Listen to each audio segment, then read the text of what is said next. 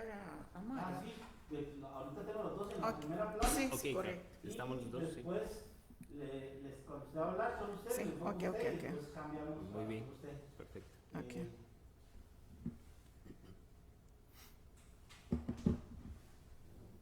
Bueno, que Dios nos... Ahí está. ¿Estamos? Listo. Muy buenos días y bienvenidos al Observatorio Climático del Centro Nacional de Alta Tecnología. De hecho, estamos en el Centro Nacional de Alta Tecnología y es precisamente conmemorar también esos días tan importantes para la humanidad, como el Día del Agua, que se celebró ayer, Día Mundial del Agua, y hoy también es el Día del Meteorólogo. Así que felicidades a todos los colegas, a todos los aficionados a meteorología y todos que directa o indirectamente están relacionados con esta profesión meteorología. Y bueno, hoy vamos a hablar de actualización de las perspectivas climáticas para abril, inicio también de la estación lluviosa en Costa Rica y Centroamérica, y hoy tenemos un invitado muy especial que es señor Mario Arias, que es geólogo de la Universidad de Costa Rica y cuyo tema principal de él es el gestión de recurso hídrico. Creo que es el tema muy importante para nosotros saber realmente cómo podemos en estas condiciones tan adversas de clima, donde a veces llueve, a veces no, y cómo podemos precisamente administrar mejor nuestro recurso hídrico. Y bueno, yo soy Irina Kachan, directora del Observatorio Climático del Centro Nacional de Alta Tecnología, y estoy presentando para ustedes esta información con las perspectivas climáticas y todos que ustedes estaban esperando, esa actualización de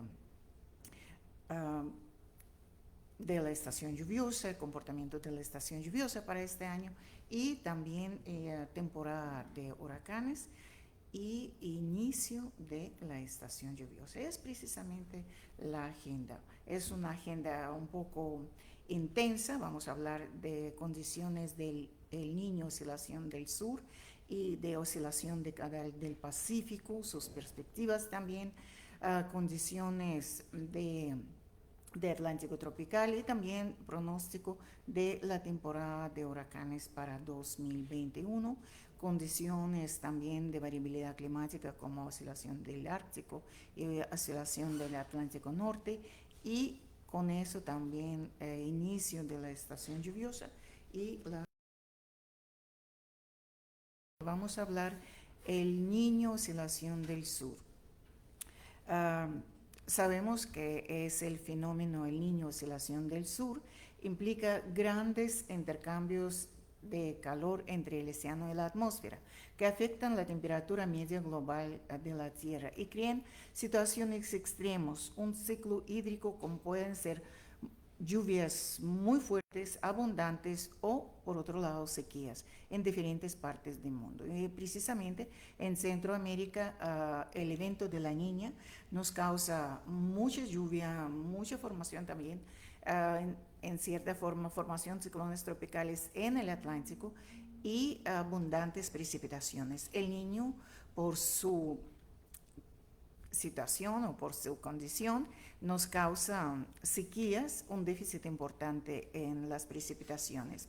Y el Niño, oscilación del sur, ENOS, tiene dos componentes. Es un fenómeno hidrometeorológico. Entonces, una componente es atmosférica, que es índice de oscilación del sur, y se refiere a los cambios de las presiones. Y otra componente es el niño refiriéndose al niño Jesús, así fue dado el nombre por los pescadores de Perú, a una corriente cálida que aparece cada año alrededor de Navidad y consiste en estos cambios en la temperatura. O se enfría más cálida o se pone más cálida, perdón, o se pone más fría. Entonces, esta imagen que siempre estoy utilizando, pero a veces las personas cada vez se añadan hacia esta presentación y por lo tanto tengo que dar un poco más la información general. Entonces, ¿qué es lo que tenemos?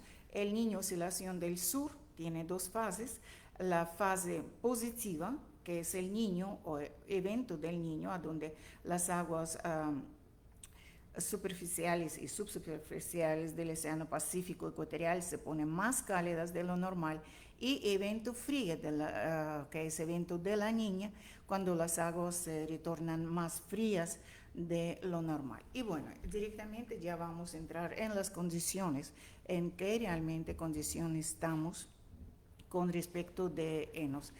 Ustedes están observando, es la imagen del satélite Jason, que nos está mostrando realmente elevación del océano. Colores azules indican que el océano está declinado, está más frío, y colores rojos indican que el océano está elevado, también se asocia con el calentamiento. Entonces, si vamos a ver esos lugares o campos azules, en 7 de octubre estamos observando que hay una evidencia del evento de la niña. Todavía en enero, 26 de enero, tenemos presencia de la niña, pero el 15 de marzo no se observa ya la condición tan marcada. El fenómeno, la niña ya está, por supuesto, está bastante debilitado. Y precisamente si vamos a ver las anomalías de la temperatura trimestrales, estamos observando que todavía en diciembre, enero, noviembre, diciembre, enero, todavía se mantuvieron temperaturas anómalamente negativas. Pero bueno, como mencioné, las aguas están calentándose. Y es muy importante mencionar que para declarar el evento de la niña, esas anomalías a lo largo del fajón ecuatorial deben prevalecer en la región, precisamente en la región 3.4, alcanzando umbrales de 0.5 más o menos, ¿verdad? Junto con las características atmosféricas, y que éstas persisten por 3 meses consecutivos. También hay que aclarar que esas anomalías, cuando están a 0.5 o más positivas, se declara el evento de el niño, y cuando las anomalías de la temperatura están más frías, de menos 0.5, y persisten por 3 meses consecutivos, entonces se pronuncia o se declara el evento de la niña. Es muy importante mencionar esta. Y estas condiciones actuales que estamos observando, la imagen es de 15 de marzo. Ustedes pueden ver que esta imagen de febrero, tenemos muy claramente las aguas más frías, las aguas anomalías de la temperatura de las aguas más frías están con color celeste, y anomalías positivas, las aguas más cálidas, se muestran con color rosado o rojo. Entonces, se observa muy claramente que en febrero tuvimos todavía aguas más frías de lo normal. Todavía persiste o persistía el evento de la niña. En cambio, en esta semana, esta imagen del 14 de marzo, podemos observar que no hay una evidencia marcada. Tenemos campos de aguas cálidas, tenemos campos pequeños, anomalías pequeñas de aguas frías. Entonces, precisamente el lunes, el Centro de Predicción de Clima está señalando estas anomalías de temperatura. En la región Niño 1.2, cerca de las costas Chile-Perú, como ustedes ven, ya hay anomalías positivas. Y por supuesto, a lo largo después del fajón ecuatorial, las anomalías de la temperatura de superficie del mar se han calentado. Son muy realmente pequeñas, oscilan de menos 0.2 a menos 0.4. Repito nuevamente, sobre las costas Chile y Perú tenemos ya anomalías positivas. Pero también es muy importante ver cómo se comportan las aguas en la profundidad. Entonces, si vamos a ver el comportamiento de las aguas en la profundidad, precisamente que muestra este gráfico, una serie de comportamiento del océano en la profundidad desde superficie hasta 300 metros. Aquí tenemos Australia y esta es la costa de América Sur. Podemos ver desde 23 de enero el campo de las aguas frías que estaba llegando, bueno, desde Indonesia y estaba proyectándose hacia las costas de América y estaba bastante grande. Sin embargo, el campo de las aguas cálidas por Australia fue realmente, bueno, no fue tan pequeña, pero si vamos a ver cómo este campo de aguas cálidas se ha proyectado hacia Pacífico Central y está proyectándose hacia el este, está cambiando las temperaturas de las aguas tropicales en la profundidad hasta de 100 metros todavía. Tenemos tal vez un poco menos de 100 metros. Ya las aguas se están calentando, ya anomalías no son tan fuertes. Y precisamente también este campo de las aguas frías podemos observar de 23 a 14 de marzo cómo se redujo significativamente. Entonces, precisamente este calentamiento de las aguas que van llegando también hacia superficie van a cambiar también las condiciones. ¿Qué es lo que podemos decir en ese momento que vimos estos datos recientes, que el evento de la Niña ya está terminando y las condiciones de enos neutrales prevalecen en las próximas semanas y van a prevalecer en los próximos meses. Pero también estuvimos viendo este componente oceánica, pero también necesitamos ver cómo se comporta la atmósfera.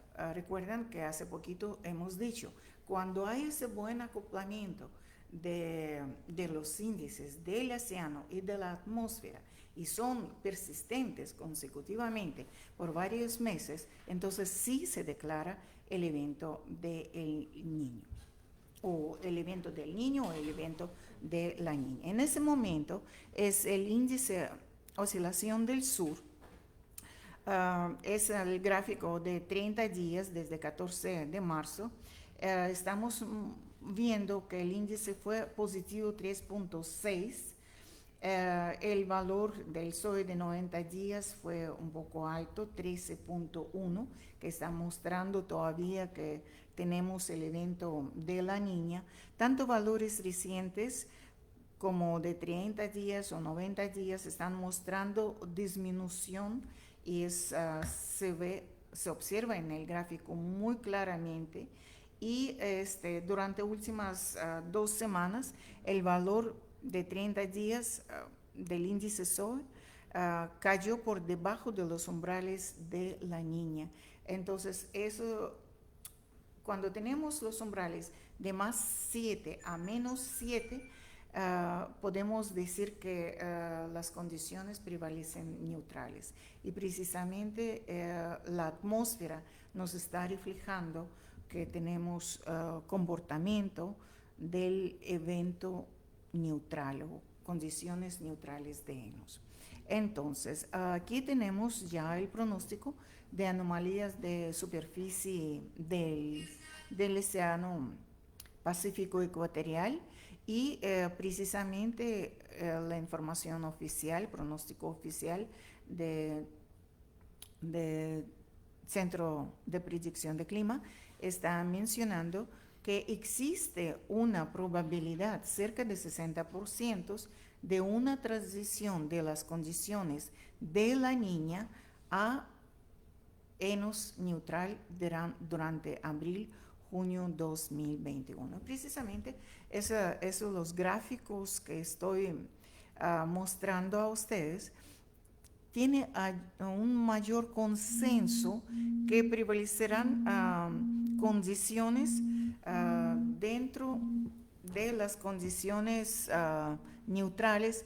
La mayoría de los modelos estadísticos y dinámicos están mencionando o están acorde que pueden presentarse en los próximos meses, septiembre, octubre, noviembre, condiciones neutrales, pero las aguas podrían ser más frías de lo normal. Hay una baja probabilidad, apenas tres modelos están mencionando que podría desarrollarse el evento del niño, y 3 modelos también podrían decir que están mencionando que la niña podría presentarse el evento de la niña. En resumen, que podemos decir que hay una probabilidad para septiembre, octubre, noviembre, una probabilidad muy baja que podría desarrollarse el evento del el niño. Hay probabilidad mayor, como de 36% agosto, octubre, noviembre, que podría presentarse el evento de la niña. Estamos hablando cerca de 36 a 40% en este periodo, pero mayor probabilidad de que podemos tener condiciones neutrales, pero siempre con anomalías negativas. Las aguas van a prevalecer más frías de lo normal. Y eso también otros centros mundiales están simplemente, para que ustedes puedan observar, están pronosticando condiciones de enos neutrales, están como dentro de rangos neutrales. Así que es lógicamente que vamos a tener y calentándose, por lo que tenemos una mayor probabilidad que el evento de la niña está casi que caducó y las condiciones de enos neutrales van a prevalecer en las próximas semanas, y que podrían extenderse hasta junio y probablemente hasta agosto 2021. Aquí estoy mostrando como un resumen de todos los modelos a nivel mundial, que todavía en abril prevalecerán las condiciones un poco más frías, pero ya en junio la anomalía va a ser menos 0.4 y en agosto menos 0.4. Persistirán las anomalías negativas, pero dentro de los umbrales de las condiciones del enos neutral. Pero en esta presentación repito esta imagen que hemos pasado en la conferencia anterior, porque precisamente durante estos eventos de la niña, que duran más que el evento del niño, usualmente el evento de la niña dura de 2 hasta 3 años. Entonces, durante este periodo de 1951 hasta 2019, hay en total 12 eventos de la niña. 12 eventos de la niña que tenían duración de 3 años y son 17%, es poco.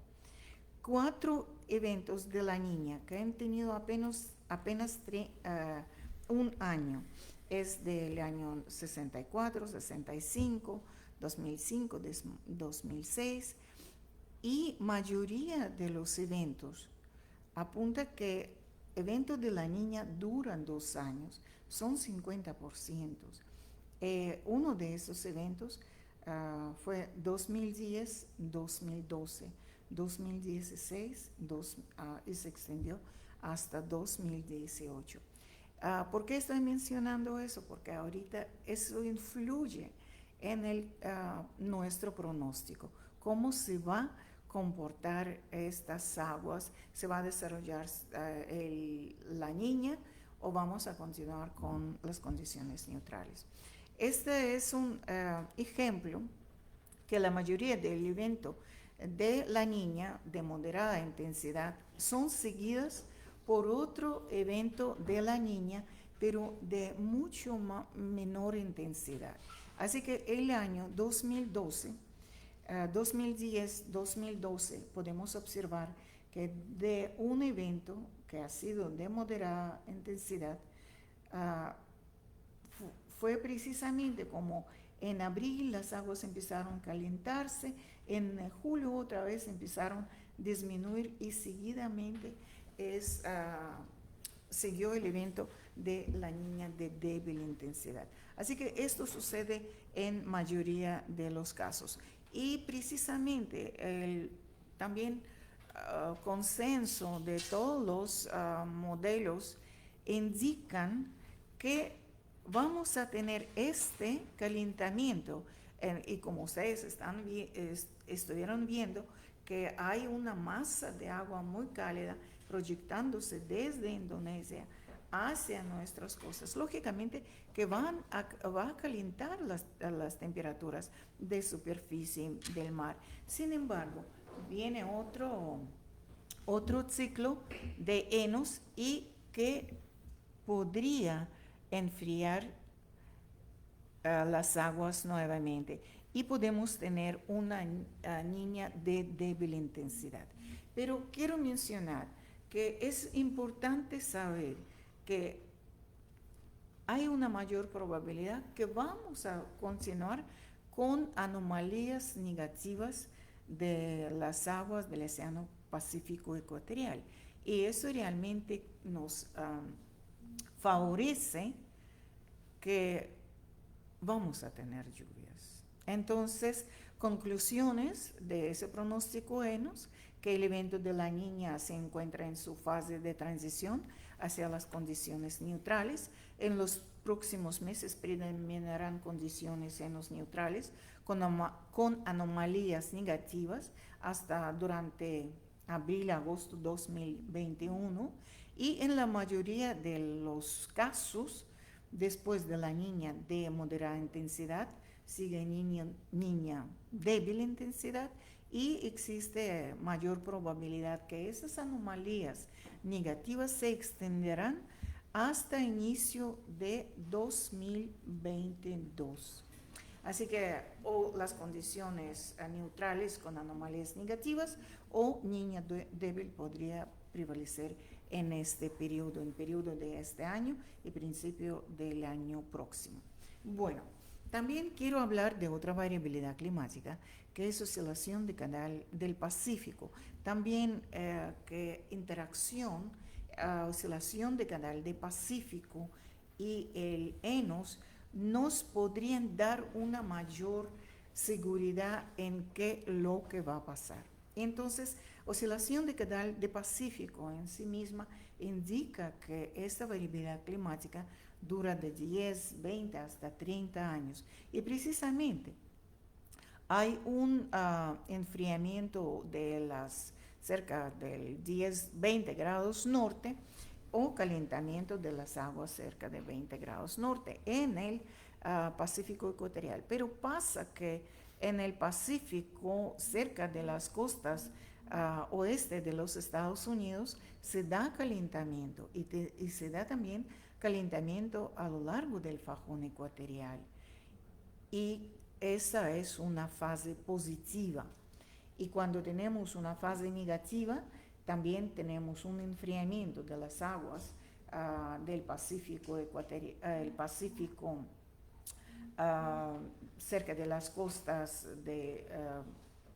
América Norte, y también tenemos un enfriamiento de las aguas a lo largo del fajón ecuatorial. Aquí se ve un poco más claro esta fase negativa, enfriamiento de las aguas, y precisamente cuando tenemos este enfriamiento de las aguas, también tenemos una mayor probabilidad, como 58%, que se presentan eventos de la niña y se presentan de mayor magnitud.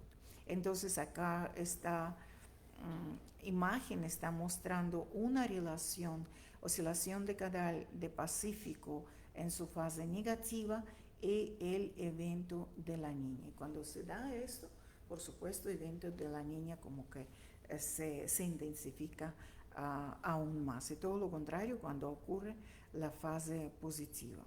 Tenemos un calentamiento y por supuesto tenemos también el evento de la niña, el evento del niño, y la ocurrencia en este caso de los niños son hasta 300% más, y por supuesto también podrían presentarse en mayor magnitud. Entonces el pronóstico es esto: ¿qué es lo que va a pasar con esta oscilación de caudal de Pacífico? ¿A dónde es que vamos? ¿A qué estamos? Entonces esas barras azules indican que las aguas están anómalamente más frías de lo normal, y precisamente este gráfico está mostrando que desde octubre 2019 empezó este otro enfriamiento, y estamos realmente con aguas más frías. En ese momento está calentándose, pero vamos a continuar con estos aguas todavía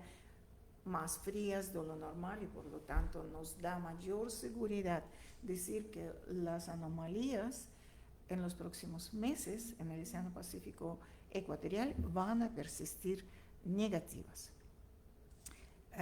Bueno, ya terminamos con esto. Hablamos ahora de la temporada de huracanes. Todo es muy rápido, pero es un pronóstico muy difícil.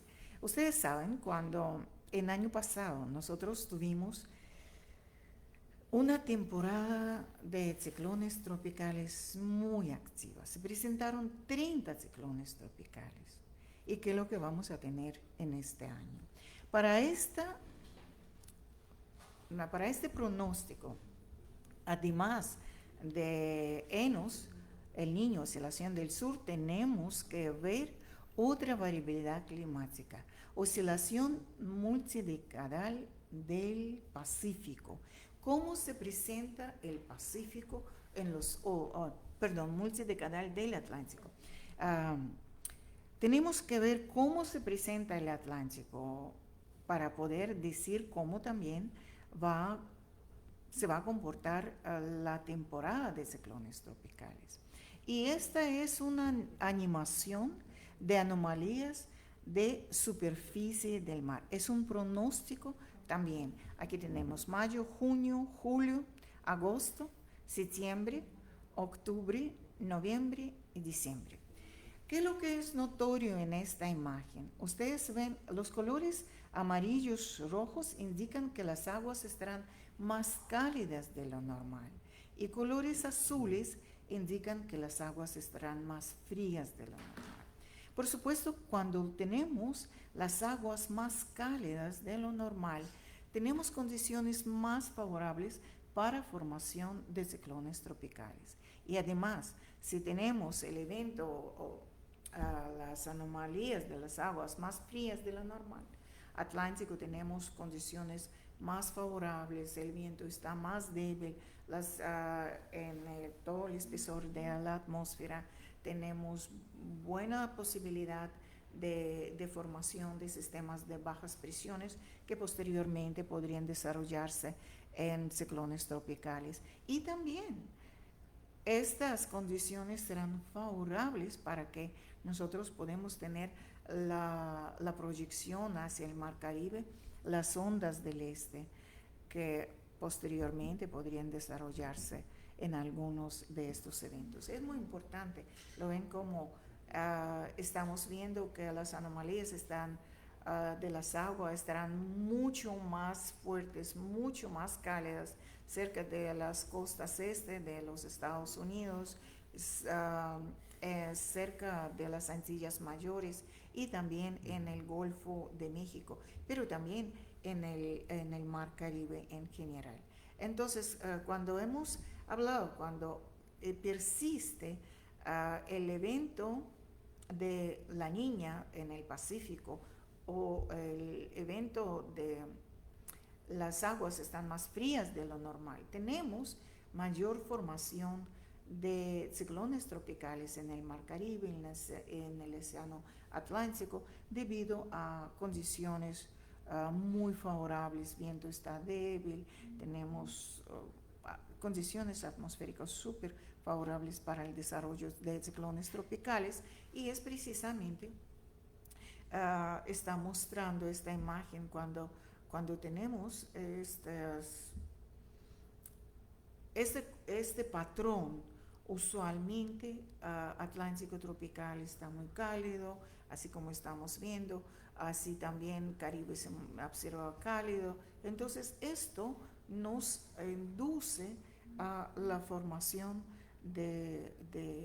o condiciones favorables a formación de ciclones tropicales. Entonces, que lo que se espera, que sí vamos a tener los ciclones, mayor probabilidad de la formación de ciclones tropicales.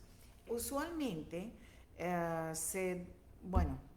normalmente serán 12 ciclones tropicales con nombre, de los cuales 6 se convierten en huracanes, y de esos 6 huracanes, 3 logran ser de categoría mayor. Pero para este año se espera del 16 a 20 ciclones tropicales con el nombre, mucho más de lo mayor.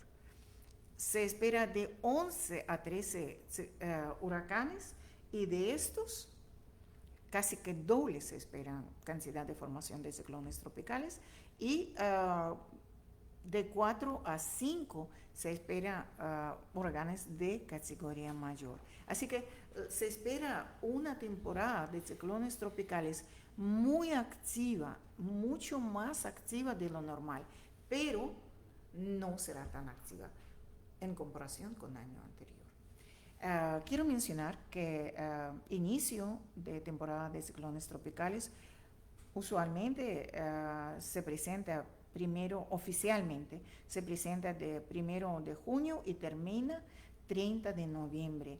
El pico de formación de ciclones tropicales se da a 10 de septiembre y después baja. Pero por supuesto en el área del Mar Caribe, debido a que septiembre y octubre son condiciones más cálidas con respecto a las aguas, tenemos una mayor formación y tránsito de ciclones tropicales para el Mar Caribe. Entonces, eso es un pronóstico hipotético, ¿verdad? ¿Qué se espera para este año formación de ciclones tropicales? Lo ven muy activo, pero como estamos viendo, y si ustedes pueden recordar esta imagen donde las temperaturas de las aguas estarán más cálidas, la mayoría van a curvar hacia las costas de los Estados Unidos. Sin embargo, un modelo, este es otro, están indicando por lo menos 5 ciclones tropicales podemos tener en el área del Mar Caribe. Y ven que algunos se inician en el suroeste del Mar Caribe, otros pasan prácticamente un poco más arriba del Caribe o de las costas de Centroamérica. También vamos a tener un ciclón tropical de mayor magnitud que no sabemos todavía, pero esos son pronósticos, pero por lo menos, ¿lo ven?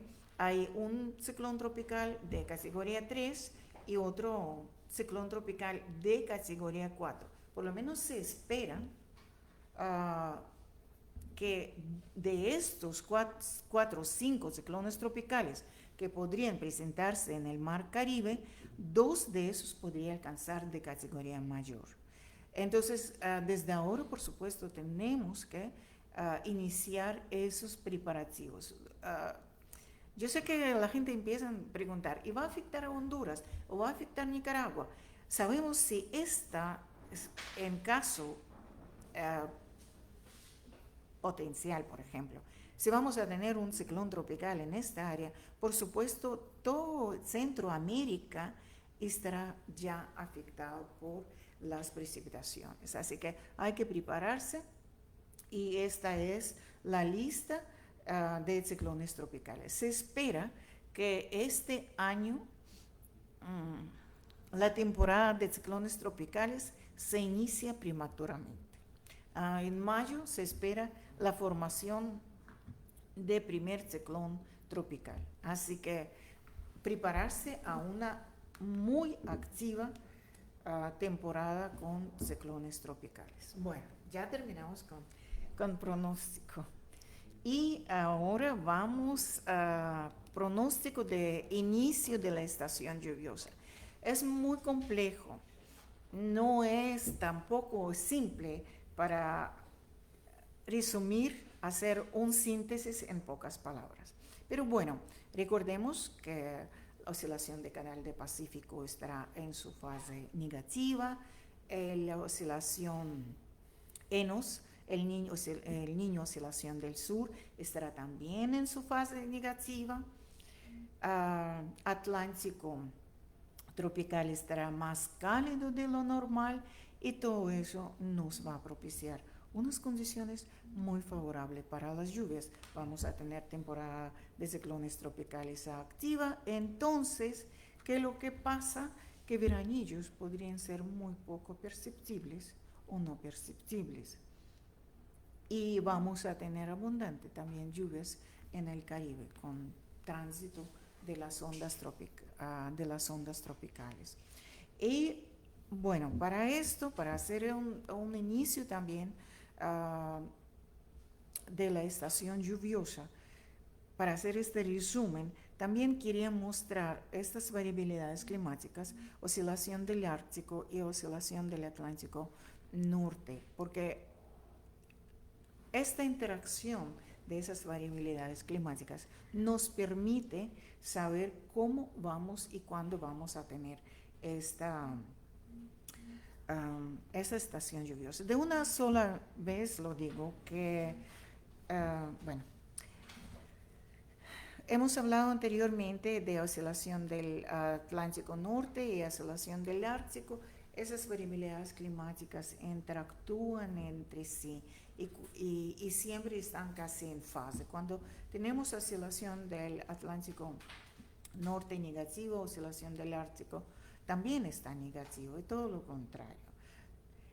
Y lo que están mostrando cuando está en su fase negativa, entonces nos tenemos la propagación de estas masas de aire frío, de vientos que nos generan vientos fuertes, que tenemos proyección de sistemas frontales, pero cuando está en su fase negativa, entonces tenemos condiciones mucho más favorables. Entonces, el pronóstico, tanto oscilación del Ártico como oscilación del Antártico, nos está mostrando. Nosotros, desde diciembre, estuvimos en la fase negativa.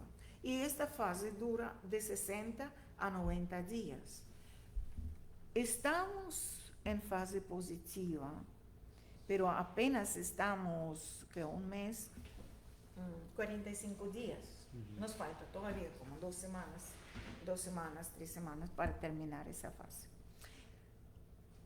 Y sin embargo, tenemos un pronóstico que vamos a tener esa... vamos a tener un periodo muy corto de fase negativa. Es precisamente que a partir del 27 vamos a tener un aceleramiento significativo en la intensidad del viento alisio, vamos a tener un descenso en las temperaturas y lluvias en el Caribe. Y eso precisamente porque esta oscilación del Ártico va a entrar casi que en su fase negativa, pero está muy cercana de lo normal, y lo ven hasta el 6 de abril vamos a tener este evento. Así que posteriormente vamos a continuar hasta mantener su fase negativa. Es precisamente quiero cómo encajar con las lluvias. Entonces estaba mencionando que en ese momento tenemos fase positiva hasta el 26, 27. Entonces vamos a tener en Costa Rica, en Panamá también vamos a tener la presencia de lluvias. También se han presentado lluvias en Guatemala, sobre El Salvador, sobre Trifinio.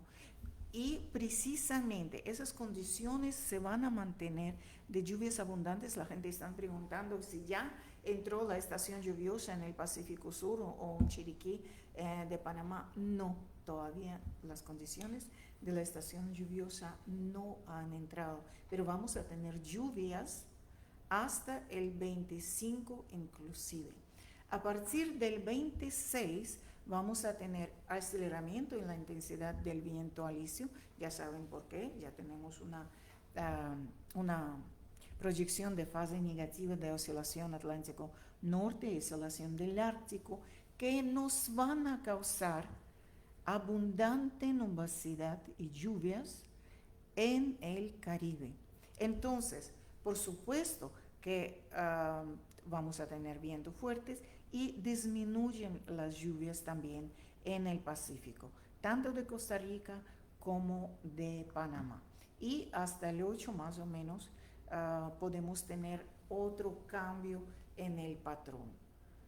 Y eso quisiera decir, este cambio en el patrón del 8 vamos a tener hasta el 25, a donde vamos a tener esta transición que ya se inició de la estación seca hacia lluviosa.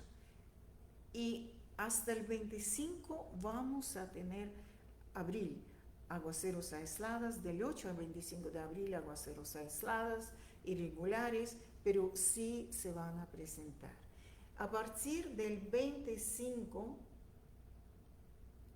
cuando supuestamente teníamos que tener la estación ya montada, y todos van a decir, ya la estación lluviosa está montada. No, la variabilidad climática de oscilación del Ártico y Antártico entran en su fase negativa. Y entonces nos van a dar otro periodo del aceleramiento en la intensidad del viento alisio. Por supuesto que las ondas van a llegar, van a proyectarse, van a afectar con las lluvias. El Caribe, estamos observando que vamos a tener abundante precipitación también en el Caribe y es precisamente, espero que la estación lluviosa se normaliza, establecimiento de la estación lluviosa podría presentarse en el Valle Central, por lo menos en Costa Rica, después de la primera semana de mayo, cuando ya otra vez las variabilidades climáticas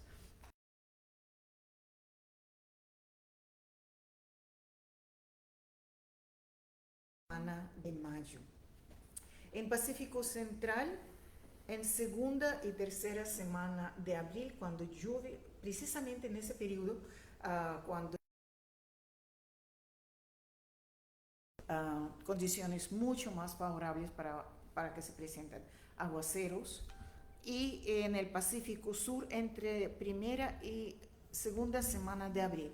En Pacífico Sur es muy importante mencionar, tenemos condiciones lluviosas y vamos a tener lluviosas hasta el 25, pero precisamente el sector montañoso tiene patrón muy diferente. Entra el viento alisio y por supuesto descienden significativamente las lluvias en esta región y van a concentrarse únicamente sobre el sector costero. Es bastante complejo, pero bueno, y por supuesto la zona norte y vertiente del Caribe, después de la segunda semana de mayo, a donde vamos a tener esta propagación de ondas del este cada 3 días, un periodo 3, 4 días, vamos a tener lluvias. Y no solamente en Costa Rica, también en Panamá, en Nicaragua, vamos a tener abundante precipitación.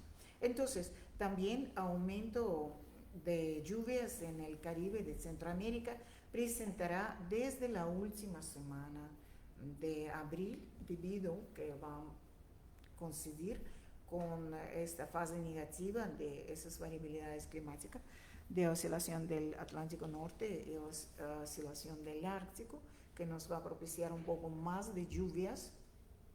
Y también en Panamá se espera que la estación lluviosa se establecerá después de la segunda semana de abril, en Nicaragua segunda semana de mayo, en El Salvador la primera semana de mayo, Honduras entre primera y segunda semana de mayo y Guatemala entre primera y segunda semana de mayo.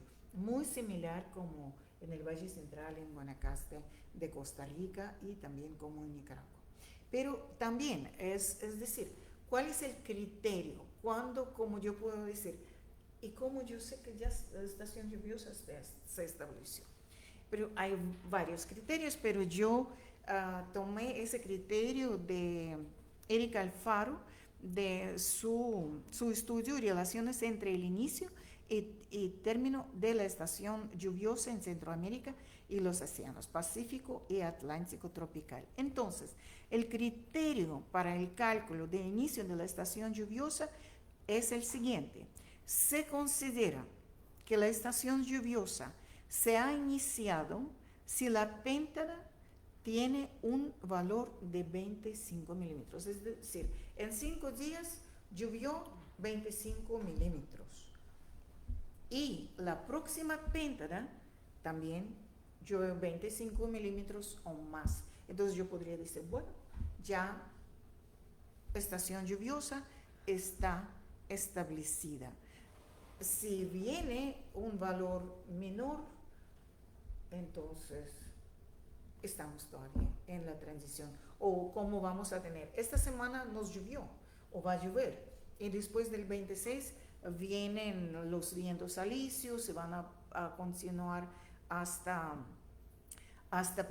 inclusive hasta la primera semana de abril. Ya no podemos decir que eso es el inicio de la estación lluviosa, sino es la transición. Y bueno, para la Semana Santa vamos a pasar con viento alisio, algunas actividades de lluvias en el Caribe, en todo Centroamérica y también acá en Costa Rica, así que más cálido, más seco en el Pacífico.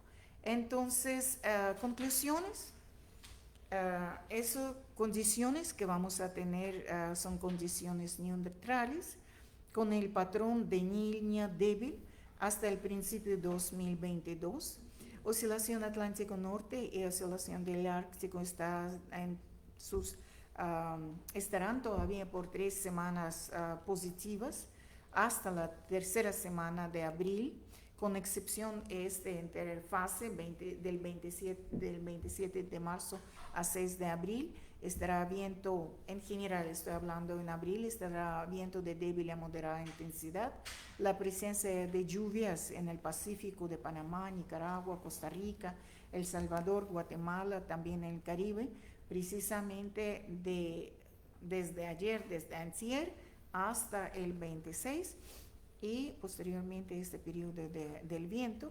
La etapa de transición en Centroamérica se inició desde 15 de marzo, porque tenemos este cambio, tenemos lluvias en Panamá, tenemos lluvias en el Pacífico de Costa Rica, tenemos también lluvias en Guatemala, en el sur,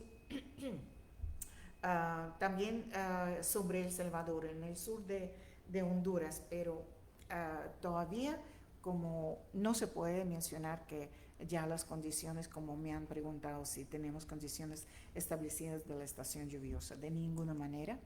Y bueno, vamos a ver, la estación lluviosa será muy activa y prolongada, probabilidad de primer veranillo en junio, sí hay probabilidad. pero julio y agosto serán veranillos muy poco perceptibles, debido también a la formación de ciclones tropicales. La segunda etapa de la estación lluviosa será muy fuerte y salida también tardía. Precisamente quiero mencionar que vamos a tener desde julio a noviembre una gran cantidad de ciclones tropicales. Y precisamente septiembre, octubre, como usualmente tenemos formación de ciclones tropicales o traslado de ciclones tropicales para el Mar Caribe, tomamos en cuenta que 2 de estos estarán de categoría mayor y estarán en el área del Mar Caribe. Así que nos podrían causar muchísimas lluvias y muchísimos desastres. La temporada de huracanes del Atlántico 2021 será más activa de lo normal, pero menos activa que fue 2020. Entonces, con esto termino mi presentación. Muchísimas gracias por su audiencia, y si tienen algunas preguntas, abrimos una pequeña sección de preguntas para iniciar posteriormente con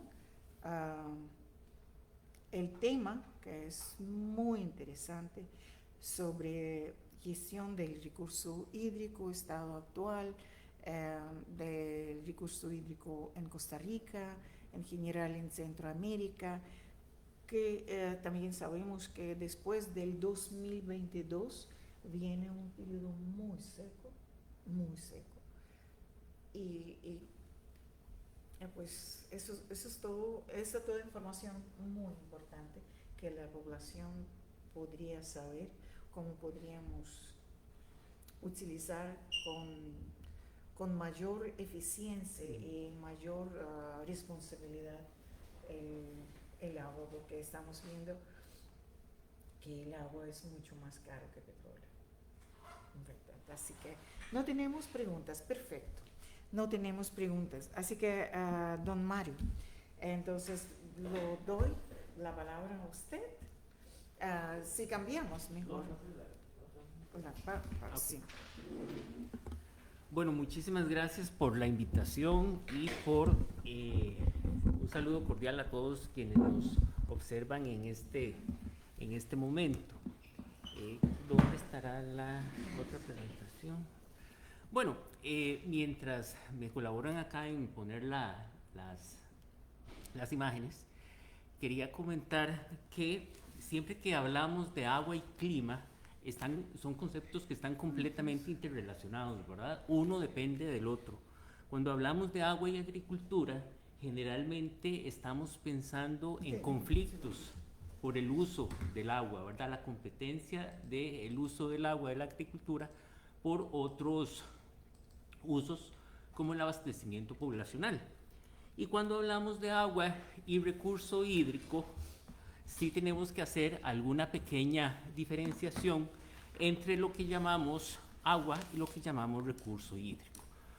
Recurso hídrico es el agua que está disponible o potencialmente disponible en cantidad y calidad suficiente y en un lugar o en un periodo de tiempo determinado. Estas características del agua son precisamente las que la convierten o le dan el valor como recurso hídrico. ¿Por qué? Porque vienen a satisfacer una serie de necesidades, una demanda que se ha identificado. Esa demanda puede ser abastecimiento poblacional, uso recreativo, puede ser también generación hidroeléctrica y lógicamente el uso del agua para la agricultura. Perdón, algo hice. Vamos a continuar. Cuando hablamos de gestión del recurso hídrico en una región, tenemos que verlo desde el punto más integral, ¿verdad? Entonces, la parte de gestión tiene que ver o toma en consideración 3 elementos fundamentales. La mejora en la calidad de vida de los habitantes desde el punto de vista económico, social y ambiental. Entonces, si hablamos de gestión del recurso hídrico en la región, tenemos que comenzar, por ejemplo, con el tema de densidad poblacional. Nuestra región, hay más de 50 millones de habitantes y vemos que muchos de ellos están concentrados en sectores específicos del territorio, ¿verdad? Como podemos observar en la primera imagen que dice mapa de densidad de población, los colores más rojos representan las áreas con mayores densidad de población, es decir, donde vive mayor cantidad de gente. Esto es importante porque al vivir o concentrarse las personas en un lugar determinado va a haber mayor demanda por el agua para diferentes usos, lógicamente. Si vemos la siguiente imagen que dice uso del suelo, esa imagen que está en el mapa del centro que dice uso del suelo, está prácticamente diferenciada en dos colores, los tonos amarillos y los tonos verde. Los tonos verdes representan áreas de diferentes tipos de bosque en la región centroamericana. Como vemos, la mayoría de ellos están en la vertiente Caribe, mientras que las zonas amarillas son uso de suelo principalmente agrícola, que está tanto en la región central como pacífica, vertiente pacífica de la región centroamericana, ¿verdad? Entonces ya vemos que hay una competencia también por el uso del suelo para desarrollo habitacional, por la alta densidad poblacional, pero también para el uso agrícola. Y también tenemos que considerar que esta región pacífica de Centroamérica es lo que se ha llamado por algunos como el cinturón seco centroamericano, ¿verdad? Que es una región donde precisamente por el efecto de los diferentes elementos que generan esta variabilidad climática produce o genera que sea una región donde hay mayor sequía, menor precipitación, ¿verdad? Ahora, si lo vemos desde el punto de vista de recurso hídrico, o sea, de agua que hay disponible en la región centroamericana, y observamos el mapa de ríos, vemos cómo podríamos diferenciar nuestra región centroamericana en dos grandes vertientes. La vertiente del Pacífico, donde tenemos ríos que se caracterizan porque son muy cortos. Al ser tan cortos y al encontrarnos desde la línea de costa hasta las zonas montañosas a una distancia muy corta también, esto genera que tengamos un alto gradiente topográfico, ¿verdad? Una variación en la topografía, una alta pendiente, podríamos decirlo así. Y esto a su vez repercute en la velocidad del agua de los ríos. Estos ríos presentan o se caracterizan porque la velocidad del agua es muy alta. Además, esto influye en que se genere mayor erosión en los cauces de los ríos y eso va a repercutir precisamente en la calidad ambiental del territorio. Por su parte, en la vertiente Caribe lo que tenemos son ríos que son un poco más largos, que se caracterizan con una velocidad de agua menor, precisamente porque la pendiente topográfica es menor.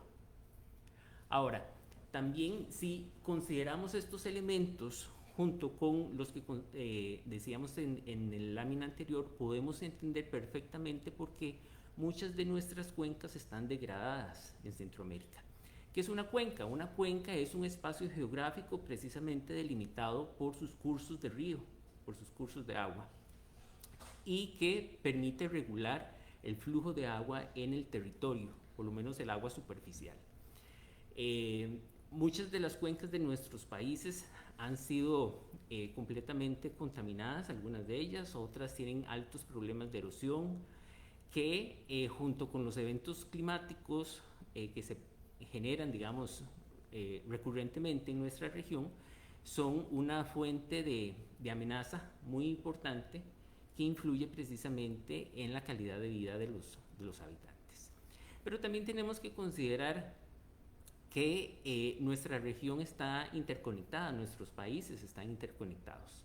Y entonces tenemos en el mapa del centro, este mapa que dice cuencas, en colores verdes más oscuros se están representadas las cuencas transfronterizas. Estas son cuencas que están en uno o más, en más de un país de la región.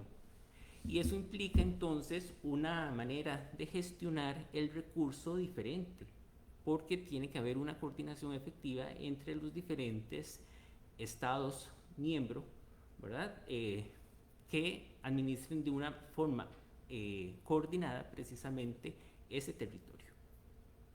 Lo mismo pasa con los acuíferos. Los acuíferos son estos reservorios de agua que está de forma subterránea. Es agua que está por debajo de la superficie, y en nuestra región somos muy afortunados por la gran cantidad de acuíferos y el buen potencial de agua que tenemos en ellos. Esos acuíferos son muy importantes, sobre todo en el sector pacífico de Centroamérica, porque predominan rocas de tipo volcánico, y esto permite que la calidad del agua y la cantidad de agua que hay almacenada en estos reservorios sea muy importante, y se utiliza tanto para abastecimiento poblacional como para agricultura.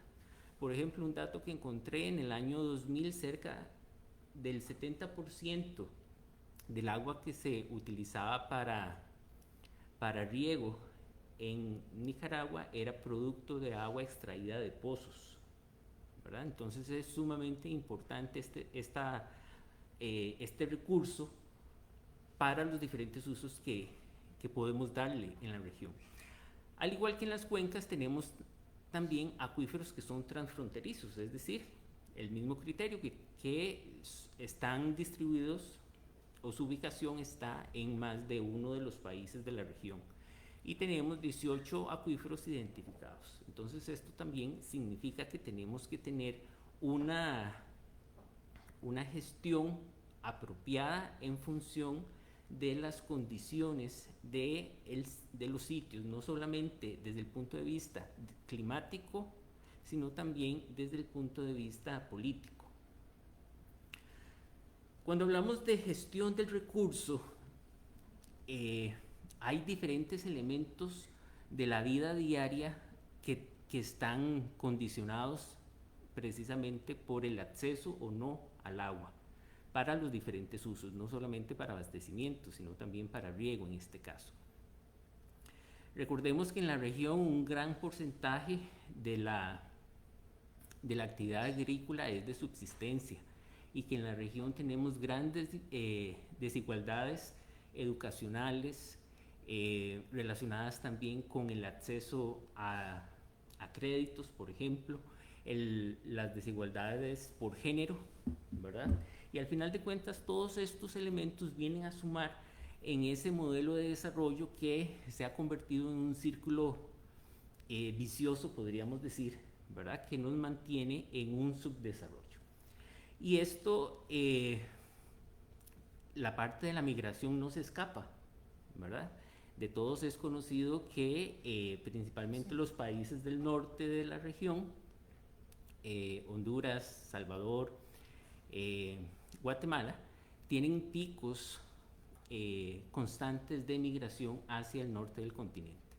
Y un estudio del PMA estableció una relación que del año 2015 precisamente, que correspondió con un año de sequía, sí, ¿verdad? Una gran sequía en la región, donde la migración se incrementó en Centroamérica. Sí, porque las personas perdieron sus cosechas, claro. El pobre estaba más pobre todavía. Y por supuesto, ese es nosotros que estamos haciendo, dar información a la gente para que puedan prepararse. Así que es muy importante su información. Claro.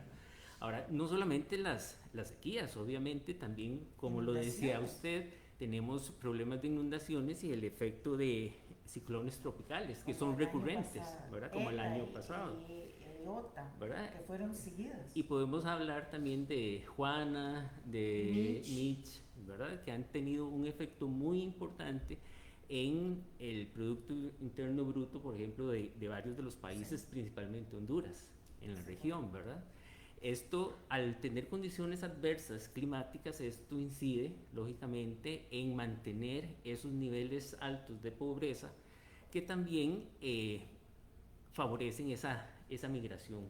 Las personas buscan una mejor oportunidad, ¿verdad? Una mejor forma de vida.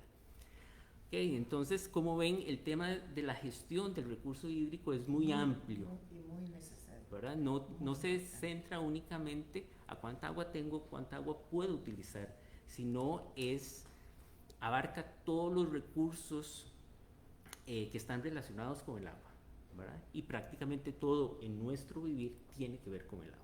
Sí, la vida en sí misma, ¿verdad? Exacto. Consiste en eso.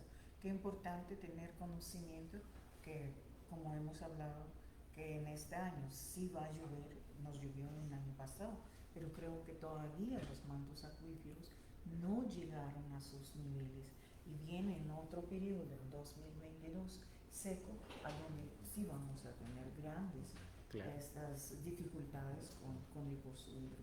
Sí, el tema de los mantos acuíferos es muy importante porque dependiendo de la profundidad y las características propias de estos acuíferos, así va a ser el tiempo de recuperación, por decirlo de alguna manera. Ahora, hay algunos que iniciada la época de lluvias pueden perfectamente en 15 días recuperarse, otros durarán 10 años o cientos de años, ¿verdad? Entonces, solo para terminar la idea, cuando usamos estos acuíferos para riego, por ejemplo en la zona norte de Costa Rica o en Guanacaste, los acuíferos que hay en ese sector son muy dependientes del régimen de lluvias. Entonces, si tenemos sequías continuas, vamos a tener descensos de los niveles de agua y eso obviamente va a repercutir en la cantidad de agua disponible para riego y en la productividad de las cosechas, lógicamente. Y eso es el ejemplo precisamente desde 2014, cuando las aguas empezaron del Océano Pacífico, empezaron a calentarse, pero todavía no llegó a los umbrales del Niño, ya empezó el déficit de lluvias. Y ese déficit de lluvias duró hasta el principio de 2016.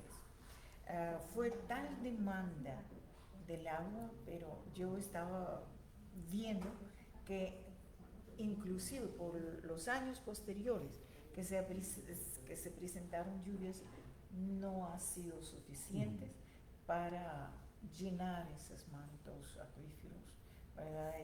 O dicen que el agua han saqueado para riego, para otras actividades, para otras necesidades, y realmente sí fue una situación muy difícil. Usted creo que recuerda también en el país hasta el principio incluso del año 2020, que todavía tuvimos un déficit importante.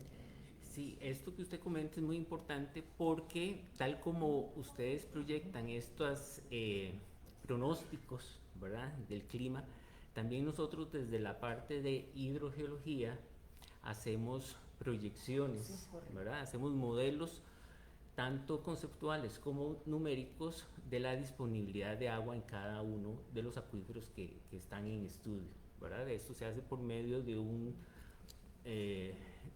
estudio de balance hídrico, tomando en consideración cuánto es la precipitación, cuánto es la temperatura, que es muy importante porque va a influir en la evaporación del agua que se genera en superficie, pero también va a influir en la cantidad de agua que requieren las plantas, ¿verdad? Lo que se denomina evapotranspiración, que obviamente entre plantas más grandes y al estar en un ambiente más seco van a requerir más agua, van a consumir radiación, más. por Claro, supuesto, van a generar mayor radiación. que es lo que vamos a tener en año entrante. Exactamente.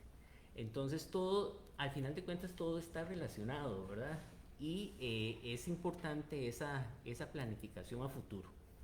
No podemos solamente pensar lo que pasa en los próximos días, ¿verdad? Si bien es importante para tomar decisiones, pero precisamente esas decisiones tienen que tener un horizonte temporal más amplio, a mediano y largo plazo también.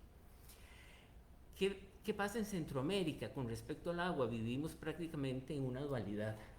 Hay muchísima agua en la región centroamericana, pero no necesariamente está disponible, ¿verdad?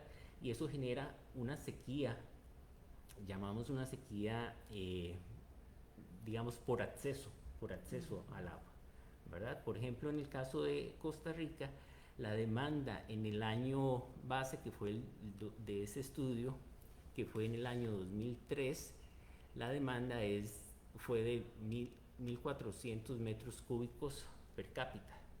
Y se tiene una proyección que para el año 2050 sea de 3.000 metros cúbicos, ¿verdad? Se ha duplicado, o se va a duplicar prácticamente. Si observamos el resto de países, cada una de estas líneas representa, cada uno de los colores representa uno de los países de la región centroamericana. Vemos que todos tienen también esa tendencia de crecimiento, ¿verdad? Entonces hay que tomar las acciones necesarias. Sí. ¿Qué vamos a hacer a mediano y largo plazo también? ¿Qué pasa en el tema de las áreas irrigadas, ¿verdad? En la región centroamericana? También este estudio dice, por ejemplo, que Guatemala, que es el color morado que podemos observar acá, en el año base, que fue 1995, rondaba los 130.000 hectáreas, y para el año 2050 va a requerir casi las 300.000 hectáreas para el riego. Otra vez se duplica prácticamente los datos, ¿verdad? Entonces, igual podemos observar el resto de países que llevan una tendencia generalmente creciente, a excepción de Belice, ¿verdad? Por encontrarse precisamente en la vertiente Caribe, donde tiene un mayor acceso al agua. Y entonces al final, ¿qué es lo que queda? ¿Qué es lo que podemos hacer? Gestionar la oferta y gestionar la demanda. La oferta, ¿qué es? La cantidad de agua que hay, que como hemos visto es variable en el tiempo y en el espacio. No en todas las regiones va a ser igual, ni todos los años o periodos de tiempo que tomemos como estudio va a ser igual. ¿Y qué es la demanda? La demanda es la necesidad de uso del agua. Y la población está creciendo. Que es creciente también. La industria también está creciendo, entonces, lógicamente, todos necesitamos más agua. Todos necesitamos más agua. Y entonces, ¿cómo hacemos? Necesitamos gestionar eso, porque al final de cuentas, si no, no va a haber cómo poderlo resolver. ¿Qué acciones podemos tomar en la oferta de la demanda? Es decir, en la cantidad de agua que hay disponible en un lugar, en un momento, para un uso determinado. Y definitivamente acá tenemos que apostar por la eficiencia en el uso del agua. Y esto pasa en la agricultura por los sistemas de riego, ¿verdad? Yo no soy especialista en riego, pero hay sistemas que consumen mucha agua y esa agua que queda ahí se evapora. Y entonces no se aprovecha realmente por las plantas. Mientras que hay otros sistemas de riego más eficientes.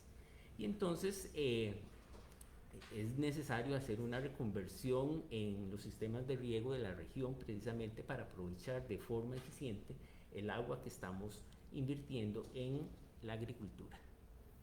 Ahora, hay otras acciones que son, digamos, a escala tanto el productor como del sector agrícola en este caso, o de cada uno de los países o de la misma región centroamericana, ¿verdad?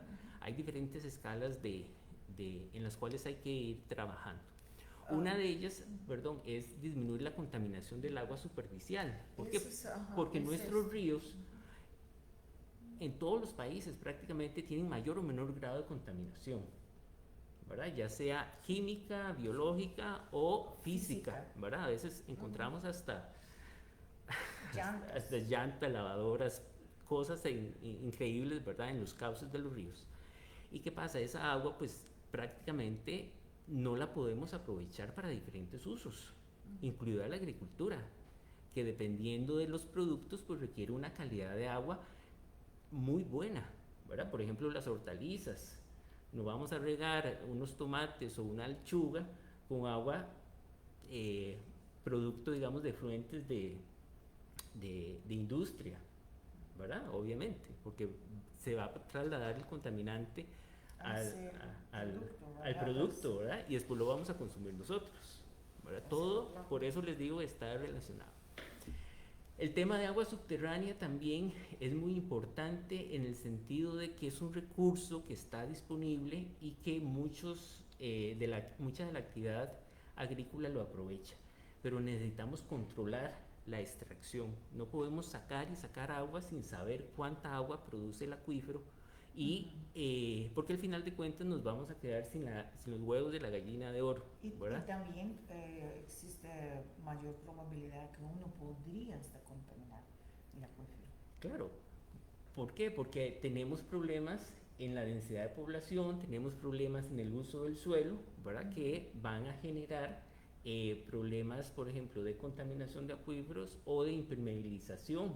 Esa impermeabilización en nuestras ciudades, que cada vez son más grandes, pues genera el problema de que no se va a dar la recarga del agua de lluvia hacia los acuíferos, ¿verdad? Entonces, si seguimos sacando agua, en algún momento o vamos a sacar agua de mala calidad o no vamos a poder sacar el agua.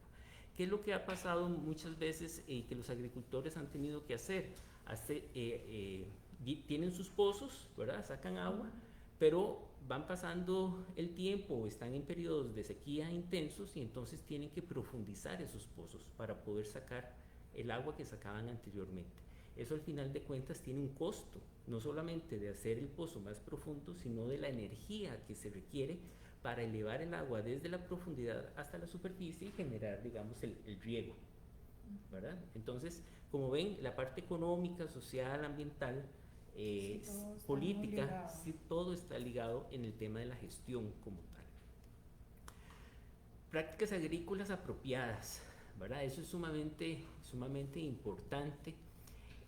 Reservorios de agua, cosecha de agua de lluvia, ¿verdad? Por ejemplo, estas son fotos de reservorios de una estudiante mía que es de Honduras y está haciendo su tesis en Nicaragua, en la cuenca del río Somoto. Acá, con ayuda de la cooperación suiza, hace algunos años se realizaron varios reservorios precisamente con fines de riego agrícola, ¿verdad? Entonces lo que se hace es que aprovechar las épocas de lluvia para almacenar el agua de lluvia en esos reservorios y que después en las épocas de sequía poderlos utilizar para riego, ¿verdad? Ese año sería perfecto. Exactamente. Para prepararse para el Y esto hay que irlo promoviendo en diferentes, en toda la región prácticamente, ¿verdad? Precisamente. Ahora, también nosotros estamos aprovechando para estudiar la relación de esa agua almacenada en estos reservorios con la recarga de los acuíferos, ¿verdad? Porque también, como les decía, en muchas regiones utilizan pozos para regar. Entonces podemos tener también reservorios de este tipo para incrementar la cantidad y calidad del agua en los acuíferos y poder mantener, digamos, este ciclo virtuoso, ¿verdad? Para el riego. En temas de demanda hídrica, pues es necesario explorar variedad de cultivos que requieran menos agua y que soporten cada vez climas más secos, ¿verdad? Entonces esto es fundamental.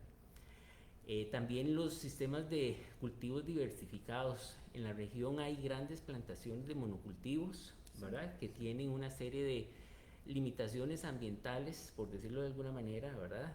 Que es necesario diversificarlos. Y es necesario también trabajar con diferentes técnicas y métodos agroecológicos, porque es necesario mejorar, digamos, la productividad de los mismos cultivos. Algo importante que también quiero hacer notar acá es el tema de los incendios forestales. Es necesario disminuir los incendios forestales en la región. ¿Por qué uno pensaría en un incendio forestal tiene que ver con la agricultura? Muchas gracias por tocar este tema, porque es precisamente el momento cuando a nivel centroamericano, usted lo ve en la foto, y hay miles de incendios, claro, miles de incendios pequeños forestales. Estos incendios forestales degradan el suelo, ¿verdad? Queman el suelo prácticamente.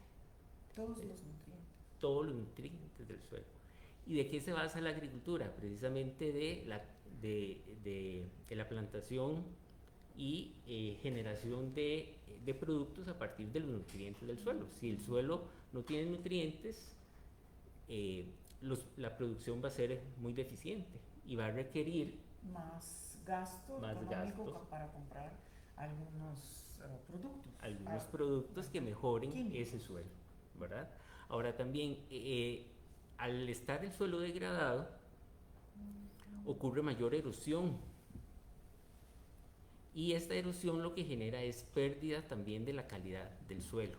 Y entonces vienen las etapas de precipitación, y lo que ocurre es que esa agua no se puede infiltrar, sino que simplemente escurre y genera inundaciones después, ¿verdad? Entonces, al no infiltrarse, no tenemos recarga para los acuíferos que estábamos utilizando para el riego de los productos agrícolas, y más bien estamos generando inundaciones, un problema más para las poblaciones que se encuentran aguas abajo de la cuenca, ¿verdad? Entonces, reitero nuevamente, todo está interrelacionado. El uso de energías limpias también es sumamente importante en la demanda. En el caso de los pozos de agua, decíamos anteriormente que requieren una bomba para extraer, o sea, hacer subir el agua que está a 20, 50 o 200 metros de profundidad hasta la superficie para utilizarla para riego. Si estos pozos utilizan paneles solares, por ejemplo, ¿verdad? Entonces ese costo de la energía para activar la bomba va a ser muchísimo menor que si es por medio de energía del sistema eléctrico nacional, ¿verdad? Y algo también que es importante, ya para ir concluyendo por cuestiones de tiempo, es el tema de incentivos económicos para las cosechas, ¿verdad? Estos incentivos obviamente no dependen del productor, sino más bien de una política agrícola nacional o regional, ¿verdad? Que tome en consideración la necesidad de promover los cultivos con ciertas características, ¿verdad? Dentro de estos elementos, algo que hay que considerar también son los seguros a las cosechas, ¿verdad? Vemos que hay una variabilidad, que prácticamente mes a mes tenemos condiciones que pueden ser muy dispares, ¿verdad? El clima, y lógicamente esto influye en la productividad de las cosechas, ¿verdad? Entonces, como ven, al final de cuentas, y aquí dejo mi contacto, mis 2 correos electrónicos para los que gusten cualquier información. Al final de cuentas, lo que necesitamos es gestionar con una visión muchísimo más amplia que una parcela. Sí, en ¿verdad? todas las esferas. En todas las esferas de la vida. Empezando desde familiar hasta político, y tomar en cuenta todos esos procesos, ¿verdad? Desde acciones tan simples como no hacer quemas, para que podría favorecer no solamente a la producción, sino también el recurso hídrico. Claro. ¿Verdad que eso es, a veces uno dice, bueno, ¿y qué me afecta si lo quemo esa pequeña parcela? Pero sí afecta. Entonces hay que quitar este egoísmo, ¿verdad? O que estoy aquí, eso es mi mundo, y no me interesa el mundo que lo que está a 5 metros. Entonces creo que tenemos que ser un poco más conscientes, porque repito nuevamente que lo que estoy haciendo yo afecta a usted, ¿verdad? No solamente a nivel del agua, a nivel del aire, es en cierta forma es contaminación que estamos emitiendo y que nos afecta a todos, y se devuelve con más fuerza hacia nosotros. Claro. Sí, es importante pensar que no solamente vivimos en un ecosistema, sino que somos parte del ecosistema. Y como bien usted lo dice, cualquier acción que nosotros tomemos va a repercutir positiva o negativamente en ese ecosistema. Yo quisiera hacer una pregunta, y no sé qué tal, si es correcta hacer para usted. Hay en Guanacaste hay un tema, todo el tema, especialmente en el sector de Sardinal, a donde hay un razonamiento muy fuerte del agua y además también la gente están preocupados por altos contenidos arsénicos. ¿Hasta qué punto es cierto? ¿Hasta qué punto se ha normalizado esa situación? Porque hay muchos rumores y uno realmente no sabe hasta qué punto es cierto. Sí, bueno, el acuífero Sardinal es quizá el acuífero más estudiado de Costa Rica. Y bueno, yo de casualidad he tenido la oportunidad de estar involucrado con esa situación desde el año 2010 más o menos, que comenzó el conflicto por el uso de agua, ¿verdad?, en Sardinal. Sin embargo, en la actualidad no hay ningún reporte de contaminación de arsénico en Sardinal. El arsénico existe en otras regiones del país, de Guanacaste y de la zona norte, por un efecto, digamos, natural, ¿verdad? Nosotros vivimos en un país donde hay muchas fallas tectónicas y estas fallas están activas. La activación no necesariamente tiene que ver con la generación de temblores perceptibles por la población. Pueden haber diferentes mecanismos, ¿verdad? Parte de ese mecanismo es el ascenso de fluidos desde la profundidad del planeta y esos fluidos vienen enriquecidos de sustancias minerales, ¿verdad? Y eso genera que en otros sectores sí hayan problemas de arsénico, en Sardinal no. Sardinal lleva todo un proceso que permitió precisamente hace prácticamente 2 años concluir el acueducto que se había propuesto desde el año 2010, ¿verdad? Duró un proceso de 10 años para poder hacerse y se logró precisamente porque hay toda una serie de procedimientos, lo que nosotros denominamos monitoreo hidrogeológico, precisamente para controlar la calidad y la cantidad de agua que hay en el acuífero antes de que comenzara la extracción de agua producto de la ampliación del acueducto y ahora lógicamente en el proceso de extracción de agua para los diferentes usos que se le dan a ese acueducto.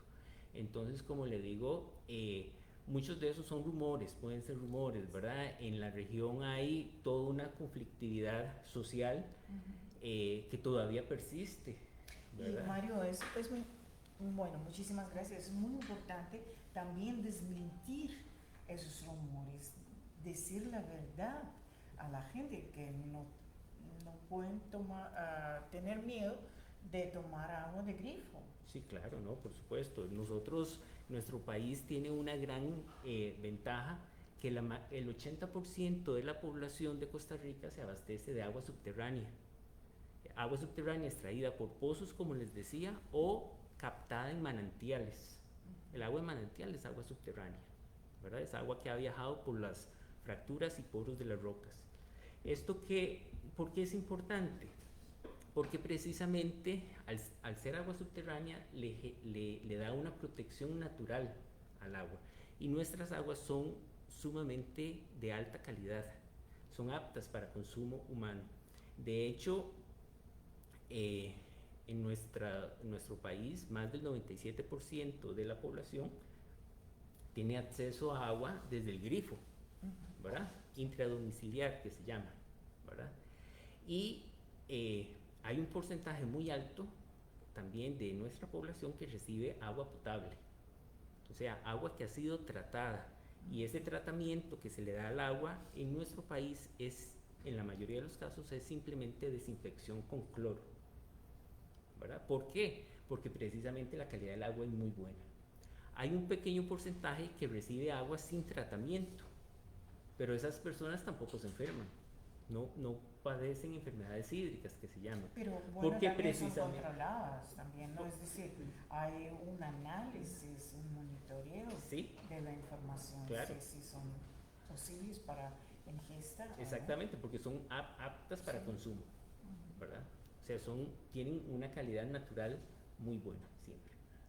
Sí, que interesante esta información, y es importante también que la población tome un poco más de conciencia. Como mencioné anteriormente,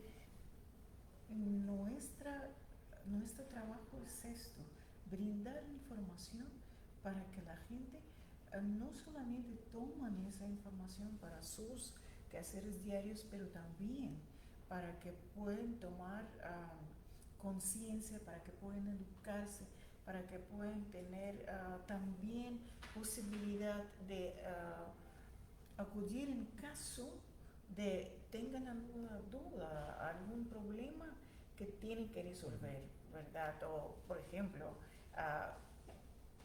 cómo va a construir el reservorio, por ejemplo. Ya tienen su dato, ya podrían tomar, bueno, escribir, cosas así. En mi caso, ¿qué pueden hacer cuando sembrar, cuando hacer algunas otras actividades? Que estamos a la orden realmente, estamos beneficiando a la población con este tipo de información. Sí, claro, y la gestión del recurso hídrico, esta gestión integrada, toma en consideración precisamente la participación de las comunidades, ¿verdad? De los diferentes usuarios. Pero para que realmente puedan participar tienen que estar realmente informados y saber realmente de qué se está hablando y qué impacto puede tener positivo o negativo una u otra actividad, ¿verdad? Sí, bueno, muy interesante. Muchísimas gracias. No sé si tenemos algunas preguntas a don Mario. No tenemos preguntas. Yo tenía una pregunta de don Hugo, que estaba preguntando cuántas ondas tropicales vamos a tener en este año. Pues bueno, vamos a tener bastante. También la temporada de esas ondas tropicales inicia a partir de 15 de mayo hasta 30 de noviembre aproximadamente. Cada 3 días vamos a tener una proyección de una onda tropical. Así que vamos a tener muchísimas ondas tropicales. Algunas afectan de mayor grado porque podrían estar un poco más al sur, otras estarán al norte, pero de alguna u otra forma sí vamos a tener. También hay que tomar en cuenta si la onda va a estar sobre o cerca de Colombia, nos va a generar un aumento de viento y lluvias en el Caribe. Si estará sobre nosotros, entonces y sobre Nicaragua vamos a tener fuertes aguaceros en el Pacífico. Son patrones meramente meteorológicos. Así que, bueno, si no tienen ninguna pregunta, agradecer a usted, don Mario, por muy interesante información. Yo creo que será aprovechada por la población tanto de Costa Rica como de nuestros compañeros de Centroamérica. También muchísimas gracias a nuestro equipo técnico, a Eric Zamora, Cristian Marín y Virna Sandoval, que están operando desde fuera, desde las cámaras. Así que muchísimas gracias. Con ustedes está Irina Cacha.